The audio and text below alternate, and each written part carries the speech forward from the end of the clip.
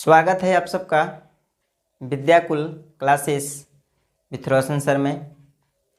आज हम लोग क्लास 12th का तीसरा चैप्टर का सेकंड पार्ट पढ़ने वाले हैं। इसके पहले हमने एक पार्ट पढ़ा दिया है जो आपको वीडियोज में मिल जाएगा या प्लेलिस्ट में मिल जाएगा या डिस्क्रिप्शन में भी मिल जाएगा। आप पहले उसे देख लें, उसके बाद आप इसे देखें तो ज़्यादा समझ में आएगा। आज हम लोग पढ़ेंगे विद्युत अपघटनी विलयनों का चालकत्व या चालकता।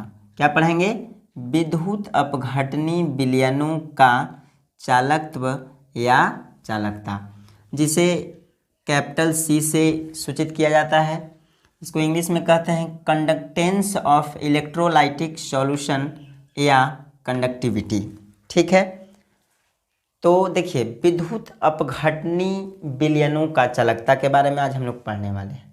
ठीक है, तो विद्युत अपघटनी को एक और नाम दिया जाता है जिसको हमने पहले वीडियो में बताया है, विद्युत अपघट्य।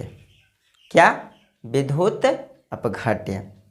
विद्युत अपघट्य क्या होता है? तो जो पदार्थ जल में घुलकर आयनों में टूट जाता है। समझ में आ रहा है?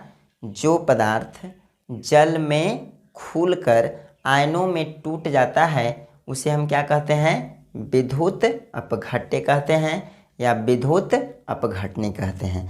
तो आज हम लोग पढ़ने वाले हैं विद्युत अपघटनी विलयनों के, यानी जो विद्युत अपघट्य जो विलयन होगा उसमें चालकता के बारे में आज हम लोग पढ़ेंगे। उसमें धारा प्रवाहित कैसे होती है ना। तो आइए हम देखते हैं। देखिए हमने ये कोई चीज़ का विलयन ले लिया, ठीक है, ये विलयन ले लिया। इसमें हम मान लिया जाए कि NaCl ले लिए 1 मोल। कितना ले लिए? NaCl का ये विलयन ले लिए। और आपको पता है कि NaCl कैसे टूटता है? NaCl टूटता है एक पॉजिटिव में और दूसरा नेगेटिव में। ठीक है, तो ये पात्र है और इसमें हम NaCl डाल दिए, जलीय विलयन में NaCl डाल दिए, तो ये NaCl का जलीय विलयन बन गया। और ये कैसे टूटेगा? तो एक पॉजिटिव में टूटेगा और एक निगेटिव में टूटेगा। अब इसमें हम विद्युत धारा प्रवाहित करेंगे। तो विद्युत धारा कैसे प्रवाहित करेंगे? एक इलेक्ट्रोड हम इधर लगाएंगे पॉजिटिव, ठीक है, और दूसरा इलेक्ट्रोड हम इधर लगाएंगे निगेटिव। ठीक है, अब हम इसमें क्या डाला हुआ है? NaCl। तो ये कैसे टूटेगा?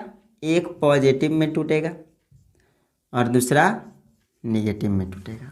ठीक है, पॉजिटिव जो होंगे वह निगेटिव की ओर भागेंगे और जो निगेटिव हैं वो पॉजिटिव की ओर भागेंगे। ठीक है, तो इसे ही हम क्या कहेंगे? विद्युत अपघट्य कहेंगे, है ना। और इसमें जब धारा प्रवाहित होगी तो उसे हम कहेंगे विद्युत अपघटनी विलयनों का चालकता। तो देखिए चालकता जो होती है विद्युत धारा प्रवाहित करने की क्षमता होती है। समझ गए? यानी किसी विलयन, किस चीज़ का विलयन है? विद्युत अपघट्य का विलयन, है ना। किसी विद्युत अपघट्य का विलयन के द्वारा धारा प्रवाहित करने की क्षमता को हम क्या कहेंगे? चालकता कहेंगे। किस चीज़ का चालकता कहेंगे? विद्युत अपघटनी विलयनों की चालकता कहेंगे। फिर से समझिए, देखिए ये कोई पात्र है, इसमें हमने NaCl घोला, NaCl जाकर के पॉजिटिव और निगेटिव आयनों में टूटेंगे। इसमें हम एक इलेक्ट्रोड पॉजिटिव और एक इलेक्ट्रोड निगेटिव लगा देंगे। ठीक है, लगाने के बाद इसमें जो पॉजिटिव होगा वह निगेटिव की ओर आकर मतलब भागेगा और जो निगेटिव है वह पॉजिटिव की ओर दौड़ेगा।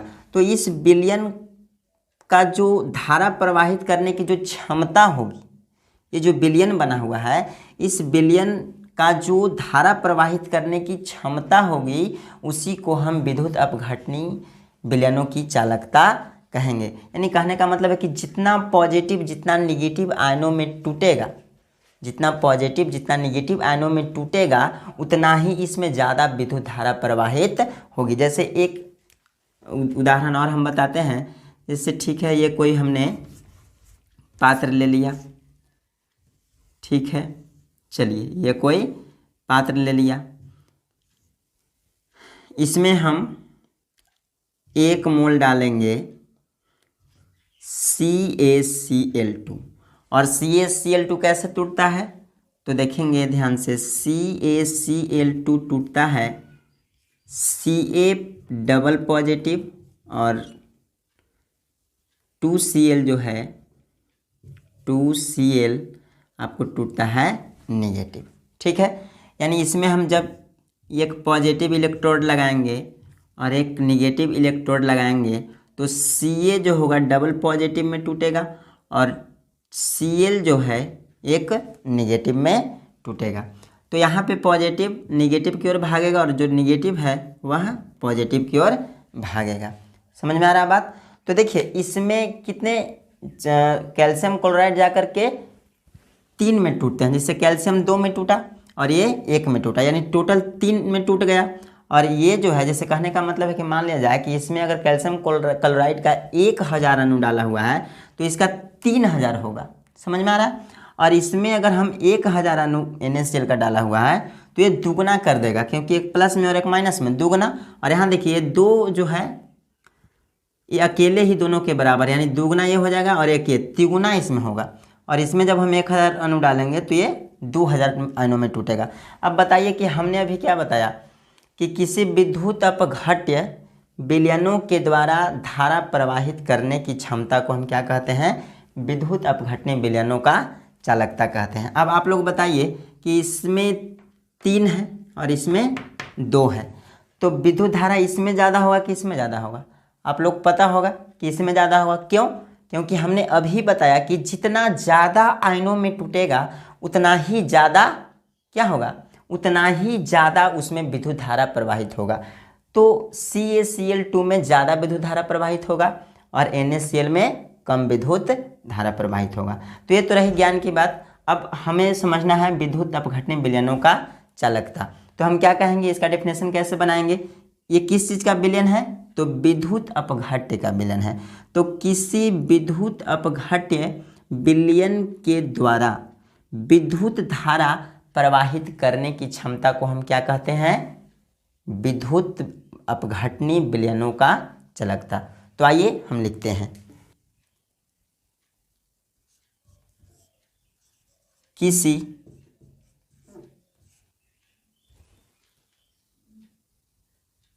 विद्युत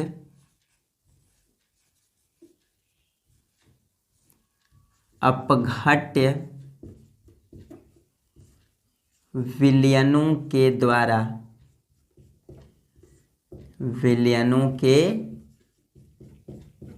द्वारा विद्युत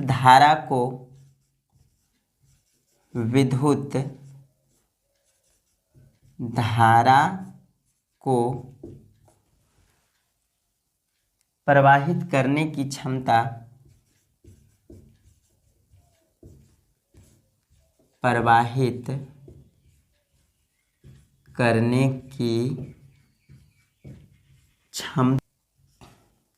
चालकता कहलाती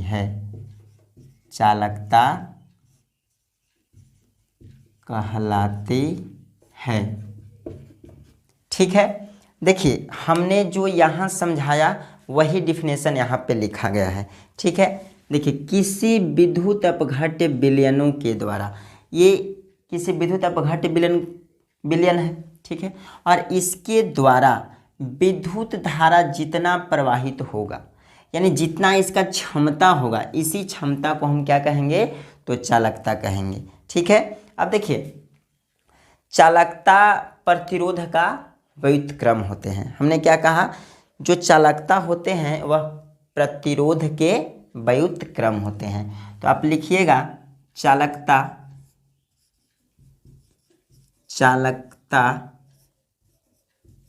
प्रतिरोध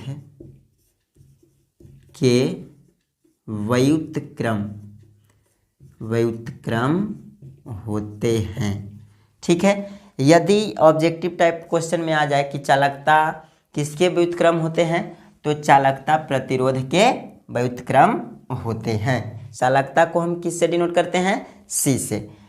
तो हम लिखेंगे सी बराबर, अब देखिए प्रतिरोध के व्युत्क्रम, तो प्रतिरोध को हम आर से डिनोट करते हैं और इसका जो व्युत्क्रम होता है वह 1/r होता है। ठीक है, अब यहाँ पे क्या कह रहा है कि चालकता प्रतिरोध के व्युत्क्रम होते हैं, तो हम इसको लिखेंगे C बराबर, C मतलब चालकता, C बराबर 1/r। ठीक है, C बराबर 1/r। ये बात समझ में आई। एक चीज़ और बताते हैं, जो चालकता का मात्रक होता है, क्या मात्रक, अगर कोई पूछे कि चालकता का मात्रक क्या होता है, तो चालकता का मात्रक होता है इन्वर्स, या इसको हम कैसे लिखेंगे, इस तरह से लिख सकते हैं ओम इन्वर्स, या मोह कहा जाता है।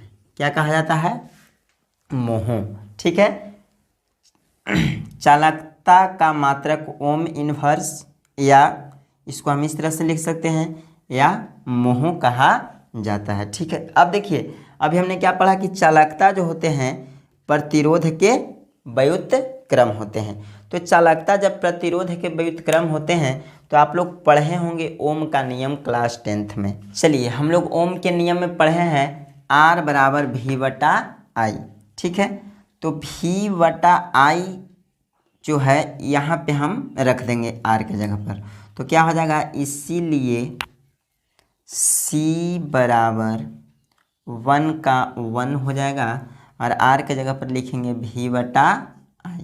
ठीक है, इसको हम लिख सकते हैं, या C बराबर, अब देखिए ये जो I है ये ऊपर चला जाएगा और V जो है नीचे आ जाएगा, तो बनेगा I/V। क्या बनेगा, C बराबर I/V। तो ये फॉर्मूला आपको याद रखना है, आपको काम देगा। ठीक है, चलिए अभी हमने क्या पढ़ा, अभी पढ़ा C बराबर I/V। क्या पढ़ा, C बराबर I/V। अब देखिए यदि हम V बराबर 1 वोल्ट लेते हैं, कितना लेते हैं, यदि V बराबर 1 वोल्ट लेंगे तो क्या हो जाएगा, C बराबर I हो जाएगा, C बराबर I हो जाएगा। कैसे हो जाएगा, देखिए ध्यान से, C का C लिखेंगे, बराबर का बराबर I/V। V का मान हम कितना लिए, 1 वोल्ट लिए, तो 1 वोल्ट लिए तो I/1 हो जाएगा, तो I/1 मतलब I, यानी C बराबर I हो जाएगा। कैसे, देखिए अगर मान लिया जाए कि कोई विद्युत अपघट्य का विलयन है, ठीक है, इसमें जो इलेक्ट्रोड हैं प्लस और माइनस, इसका एक सिरा और इसका एक सिरा हमको यहाँ पे 1 वोल्ट वाला विभवांतर वाला बैटरी लगा देंगे या सेल लगा देंगे। ठीक है, तो इस तरह से यहाँ पे कितना वोल्ट वाला विभवांतर चाहिए, 1 वोल्ट वाला, 1 वोल्ट वाला अगर हम इस विलयन में विभवांतर देंगे तो इसमें जो धारा बहेगी वह धारा किसके बराबर होगा, चालकता के बराबर हो जाएगा। ध्यान से समझिएगा, जब किसी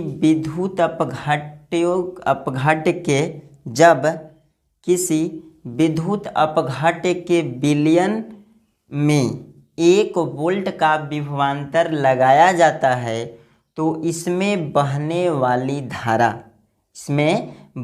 वाली धारा चालकता के बराबर होती है। तो हम लिखेंगे, जब विद्युत अपघट्य के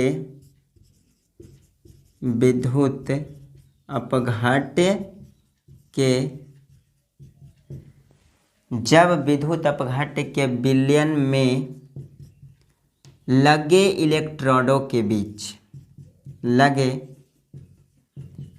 इलेक्ट्रोडों के बीच, क्या लिखा हमने, ये कोई विद्युत अपघट्य का विलयन है और इसमें हम कितना वोल्ट वाला विभवांतर लगाएंगे, 1 वोल्ट वाला। तो जब हम 1 वोल्ट वाला विभवांतर इसमें लगाएंगे तो इसमें जो धारा बहेगी वह चालकता के बराबर हो जाएगी। तो हम लिखेंगे कि जब विद्युत अपघट्यों के विलयन में लगे इलेक्ट्रोडों के बीच 1 वोल्ट का विभवांतर, जब विद्युत अपघट्यों के विलयन में लगे इलेक्ट्रोडों के बीच 1 वोल्ट का विभवांतर होता है तो विलयन में बहने वाली धारा चालकता कहलाती है या चालकता के बराबर होती है। बहने वाली धारा चालकता, विलयन के चालकता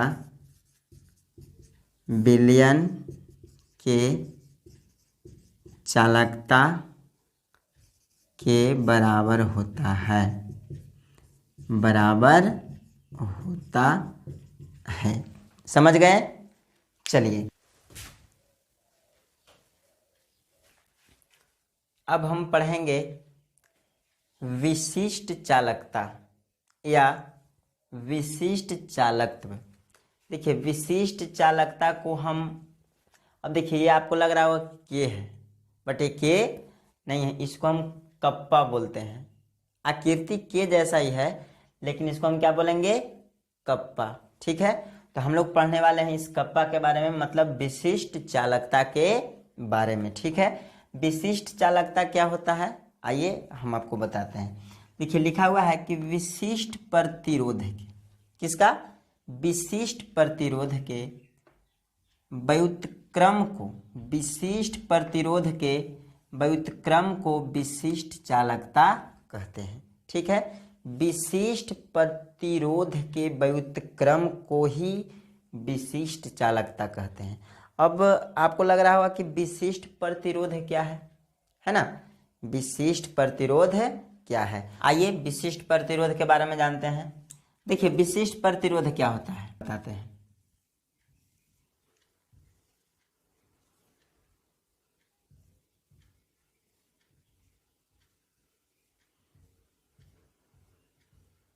ये घन है और इसका लंबाई कितना लेंगे, 1 सेंटीमीटर, चौड़ाई कितना लेंगे, 1 सेंटीमीटर, ऊंचाई कितना लेंगे, 1 सेंटीमीटर। तो 1 घन सेंटीमीटर विलयन का जो प्रतिरोध होता है, समझ में आ रहा बात, हमने क्या कहा, 1 सेंटीमीटर वाले विलयन का जो प्रतिरोध होता है उसे हम कहते हैं विशिष्ट प्रतिरोध। आप साइड में लिख लीजिएगा या लिख देते हैं यहाँ पर। देखिए क्या बोला, 1 सेंटीमीटर विलयन, 1 सेंटीमीटर विलयन वाले, 1 सेंटीमीटर विलयन वाले घन का जो प्रतिरोध होता है उसे विशिष्ट प्रतिरोध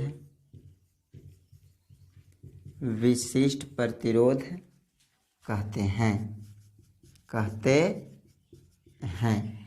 देखिए 1 सेंटीमीटर विलयन वाले घन का जो प्रतिरोध होता है उसे हम क्या कहते हैं, विशिष्ट प्रतिरोध। अब चालकता क्या है, विशिष्ट चालकता।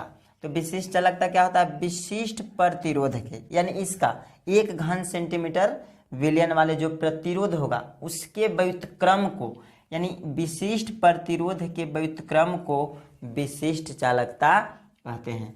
अब देखिए विशिष्ट चालकता बराबर जो फॉर्मूला होता है इसको क्या बोलेंगे, कप्पा, यानी कप्पा बराबर 1/ρ, इसको रोह कहते हैं। क्या कहते हैं, रो। आपको भले ही एफ जैसा लग रहा होगा बट ये एफ नहीं है, इसकी आकृति इस तरह से होती है। ठीक है, ये क्या है, रोह है।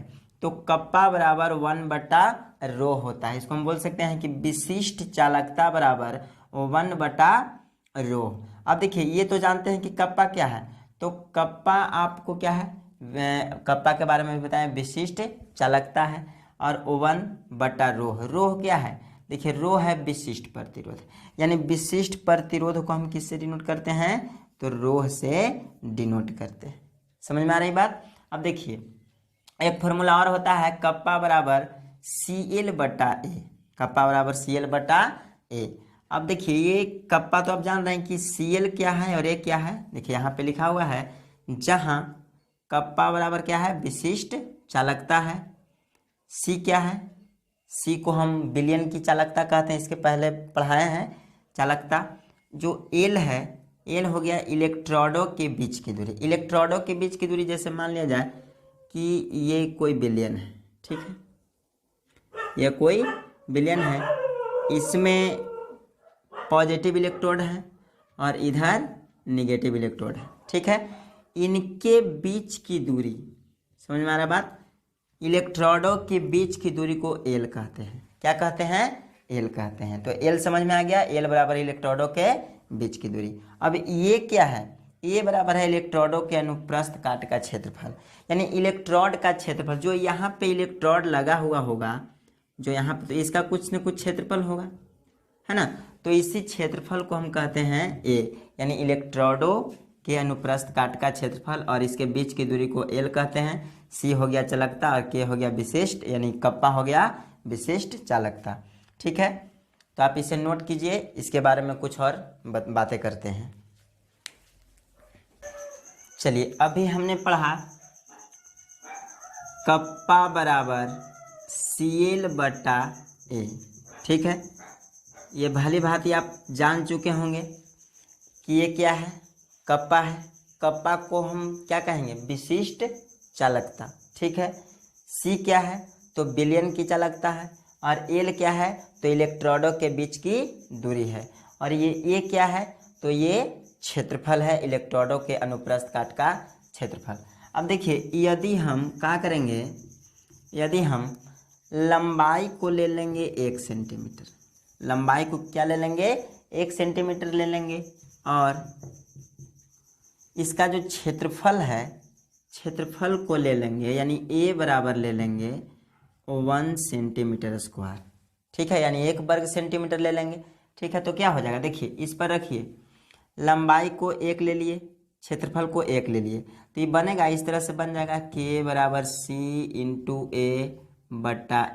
तो ये खत्म हो गया, यानी इसको हम लिख सकते हैं K बराबर C, K बराबर C, ठीक है। तो आइए इधर हम डायरेक्ट लिख देते हैं, कप्पा बराबर, देखिए बार बार के शब्द निकल रहा है तो आप उसे के ना समझिएगा, ये कप्पा बोला जाता है। क्या बोला जाता है, कप्पा।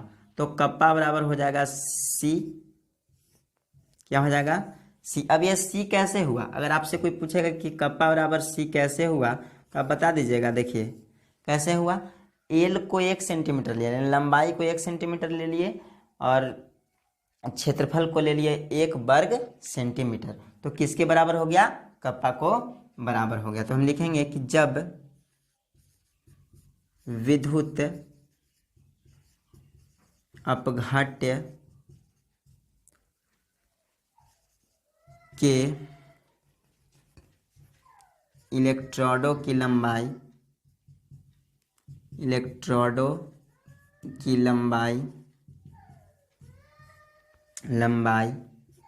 1 सेंटीमीटर तथा अनुप्रस्थ काट का क्षेत्रफल 1 वर्ग सेंटीमीटर, 1 वर्ग सेंटीमीटर, है ना, हो तो वह विशिष्ट चालकता के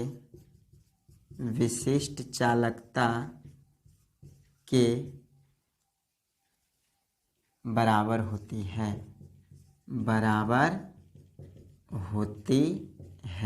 देखिए चालकता किसके बराबर होती है, यानी जब विद्युत अपघट्य के इलेक्ट्रोडों की लंबाई कितना ले लेंगे 1 सेंटीमीटर और क्षेत्रफल कितना ले लेंगे, क्षेत्रफल ले लेंगे 1 वर्ग सेंटीमीटर।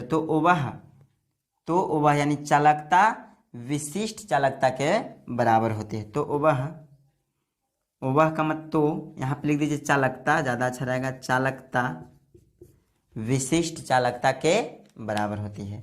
ठीक है, तो चलिए इसको नोट कीजिए। अब आगे बताते हैं नए टॉपिक। चलिए अब हम लोग पढ़ने वाले हैं तुल्यांकी चालकता, इक्विवेलेंट कंडक्टिविटी। ठीक है, ये आपका बोर्ड एग्जाम के लिए बहुत ही वीवीआई है, आप इसे ज़रूर याद कर लीजिएगा। तुल्यांकी चालकता क्या है या इक्विवेलेंट कंडक्टिविटी क्या है, देखिए समझ लीजिए इसको। पहले डिफिनेशन रटने की आवश्यकता नहीं है। क्या होता है, मान लिया जाए कि 1 घन सेंटीमीटर वाले कोई विलयन है। ठीक है, क्या है, 1 घन सेंटीमीटर, इसका लंबाई भी 1 घन सेंटीमीटर, 1 सेंटीमीटर, 1 सेंटीमीटर, 1 सेंटीमीटर। ठीक है, यानी टोटल लंबाई चौड़ाई ऊंचाई।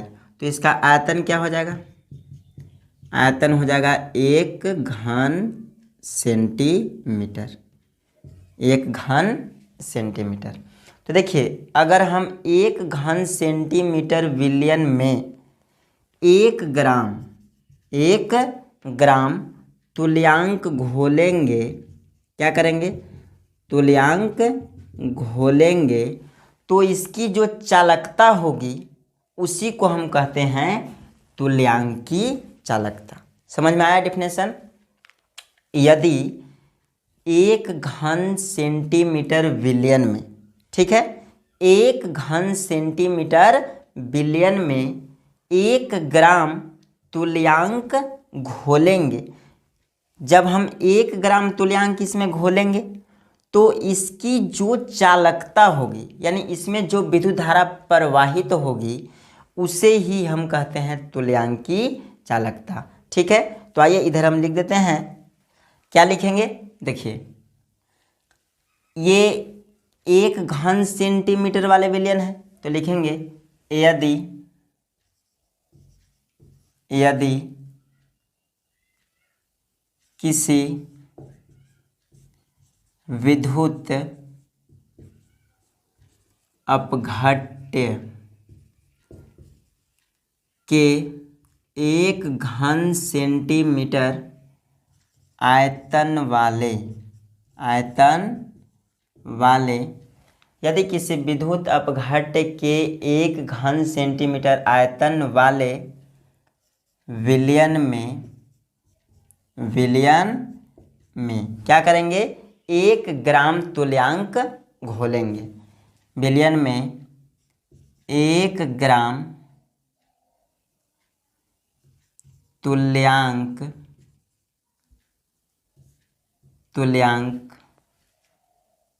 घुला हो तो उसकी चालकता को तुल्यांकी चालकता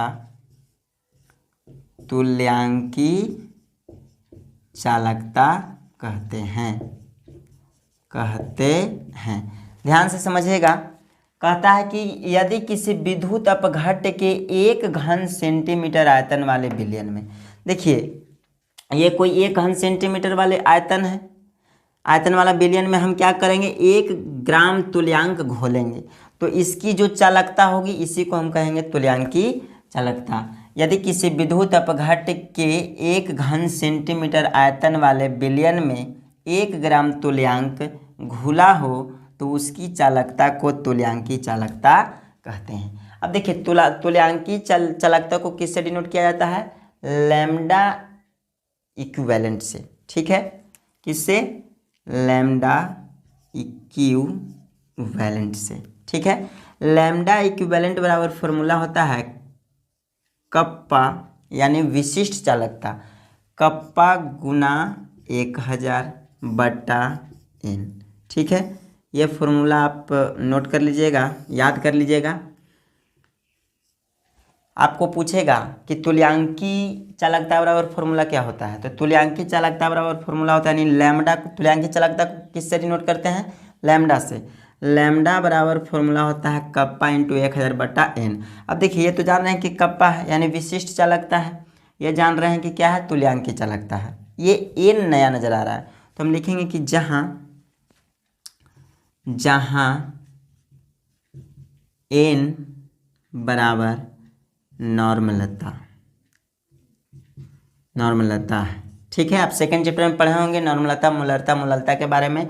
तो ये क्या है? नॉर्मलता है। ठीक है, एक फॉर्मूला और होता है लैम्डा इक्विवेलेंट बराबर वॉल्यूम इक्विवेलेंट।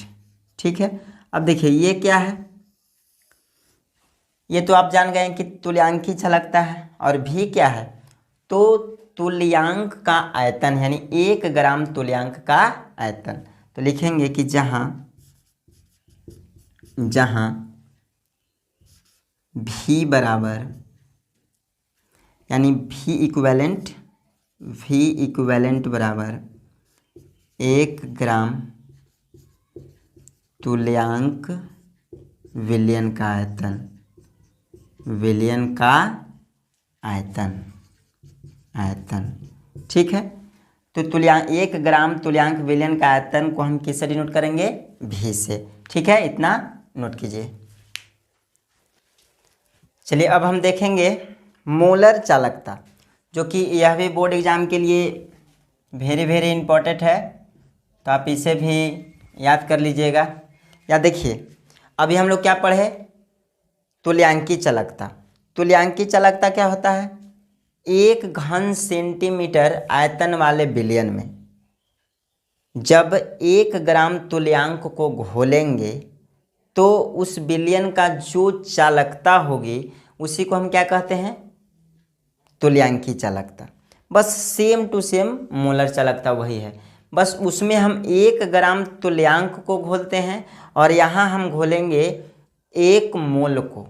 ठीक है, जब हम 1 घन सेंटीमीटर आयतन वाले विलयन में 1 मोल को घोलेंगे तो उस विलयन की जो चालकता होगी उसे हम क्या कहते हैं? मोलर चालकता। हमने क्या कहा? 1 घन सेंटीमीटर, 1 घन सेंटीमीटर। ठीक है, देखिए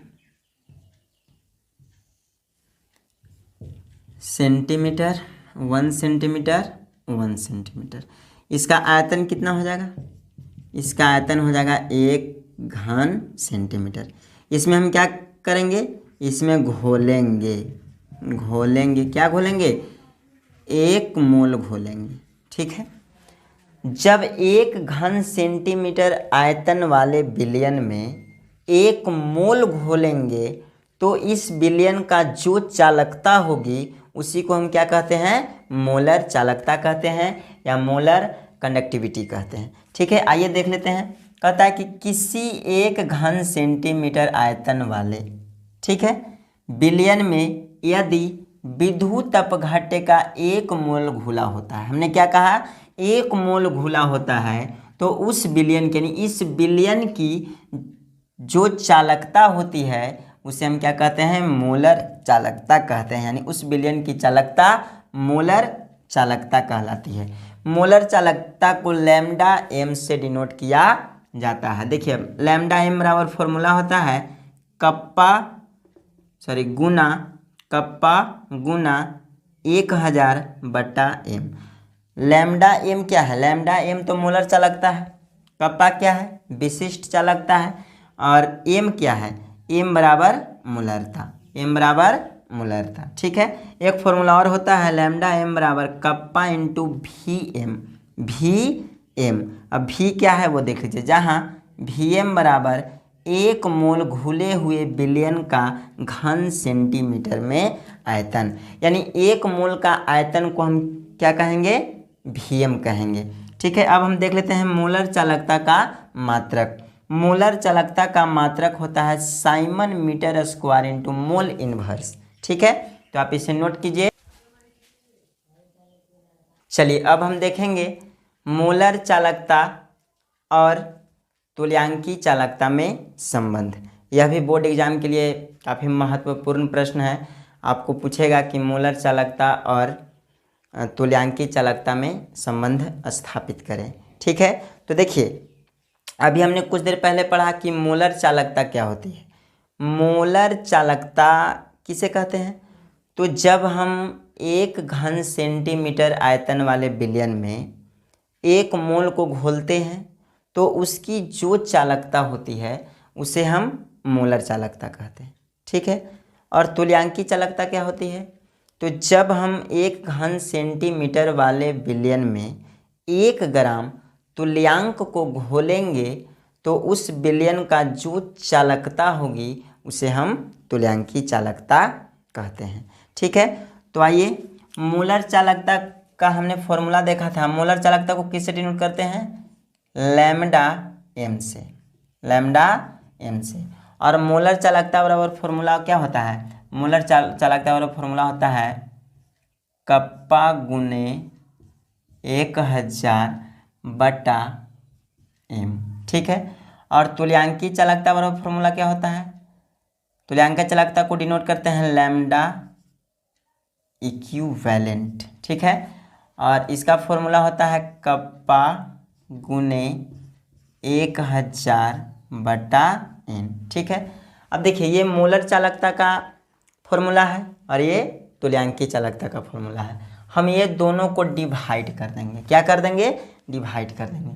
तो डिवाइड कर देंगे तो देखिए ये कप्पा से कप्पा कैंसिल आउट हो जाएगा, 1000 से 1000। ठीक है, अब क्या बचेगा?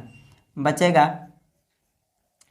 आपको लैम्डा एम बराबर लैम्डा एम बटा लैम्डा इक्विवेलेंट बराबर 1 बटा एम, 1 बटा एम बटा 1 बटा एन। ठीक है, अब देखिए ये ऊपर जाएगा और ये जो है नीचे आ जाएगा। ठीक है, क्योंकि ये भाग में है, गुना में जब इसे हम चेंज करेंगे तो एन ऊपर चल जाएगा और एम नीचे आ जाएगा। तो क्या हो जाएगा? हो जाएगा लैम्डा एम बटा लैम्डा इक्विवेलेंट बराबर एन बटा एम। ठीक है, अब देखिए इधर एन बटा एम। एन क्या है? एन आपको है नॉर्मलता और एम क्या है? एम आपको है मोलरता। ठीक है, तो देखिए आगे हम लिखेंगे लैम्डा एम बटा लैम्डा इक्विवेलेंट बराबर, अब देखिए नॉर्मलता का फॉर्मूला क्या होता है? नॉर्मलता का फॉर्मूला होता है भार, आप सेकंड चैप्टर में पढ़े होंगे, होता है भार बटा इक्विवेलेंट गुना आयतन लीटर में। ठीक है, बटा, अब देखिए एम है यानी मोलरता का क्या फॉर्मूला होता है? तो मोलरता का फॉर्मूला होता है डब्ल्यू यानी भार बटा अनुभार, भार बटा अनुभार गुने आयतन लीटर में। ठीक है, अब देखिए ये डब्ल्यू से डब्ल्यू, भार से भार कैंसिल आउट हो गया, ये लीटर से लीटर कैंसिल आउट हो गया। क्या बचा? बचा लैम्डा एम बटा लैम्डा इक्विवेलेंट बराबर 1 बटा ई, 1 बटा ई बटा 1 बटा एम, 1 बटा एम। फिर वही प्रोसेस होगा, भाग में है, ये ऊपर चला जाएगा और ये नीचे आ जाएगा। ठीक है, देखिए क्या हो जाएगा? लैम्डा एम बटा लैम्डा इक्विवेलेंट बराबर एम बटा ई। ठीक है, तो ये फॉर्मूला हमें प्राप्त हुआ। समझ गए? अब आगे देखिए, अब हम लिखेंगे लैम्डा एम बटा लैम्डा इक्विवेलेंट बराबर एम बटा ई को लिखेंगे एन, एम बटा ई को क्या लिखेंगे, एन लिखेंगे। अब एन क्या है, तो देखिए फर्स्ट वाले वीडियो में आप देखिएगा तो उसमें हम विद्युत अपघट्य के बारे में बताए हैं, उसके कितने प्रकार होते हैं वो भी बताए हैं कि विद्युत अपघट्य के कितने प्रकार होते हैं, है ना। देखिए उसमें हम आपको बताए होंगे प्रबल अम्ल के बारे में, प्रबल क्षार के बारे में और लवण के बारे में। फिर आपको बताया है द्रुबल अम्ल के बारे में, द्रुबल क्षार के बारे में। तो जो एन है, एन विलयन का अम्ल भी हो सकता है, क्षार भी हो सकता है और लवण भी हो सकता है।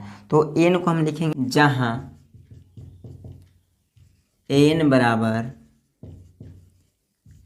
अम्ल की क्षारकता, अम्ल की क्षारकता, या हो सकता है क्षार की अम्लता, या हो सकता है लवण का आवेश। ठीक है, तो आज के लिए बस इतना ही, इसे आप नोट कीजिए। फिर मिलते हैं इसके अगले पार्ट में नए टॉपिक के साथ, तब तक के लिए धन्यवाद।